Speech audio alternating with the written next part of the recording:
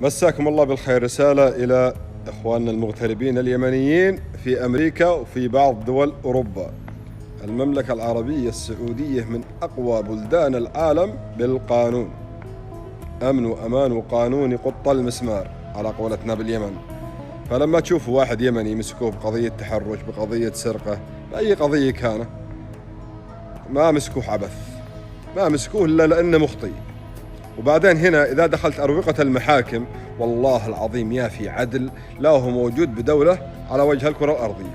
إن حقك يجيك، إذا أنت مخطئ القاضي بيحكم أنك مخطئ، إذا مظلوم والله العظيم أنك بتطلع بريء. المزايدات وكل يوم صياح وغارة وتركبوا الترند، البعض طبعا أنا ما أعمم، ركبة الترند هذه والصياح والغارة مش حق عيال الناس. لا تدور ترند وتضرب بملايين المغتربين بالمملكة، عيب. احفظ لسانك ولا اقطعه. كف شرك وأذاك عن المغتربين اليمنيين بالمملكة العربية السعودية، عايشين وأمورهم تمام وجالسين يترزقوا. وإذا طلع واحد ملقوف مسكوه وتلوه من إذنه فلأنه ملقوف. وأنتم بطلوا اللقافة وما لكم دخل.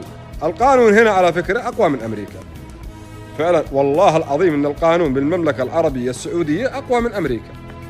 الحمد لله. هانه ما نلقي جرائم ولا قد بواحد دخلوا للبقالة وقتلوه ولا هولدوه. وإذا صارت جريمة بعد ساعة ساعتين يمسكوا المجرم. عندكم لا يقتلوا القتيل وخلاص دفنتمه والله ما حد داري ومن غريم.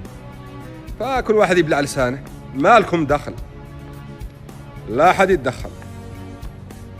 سلام.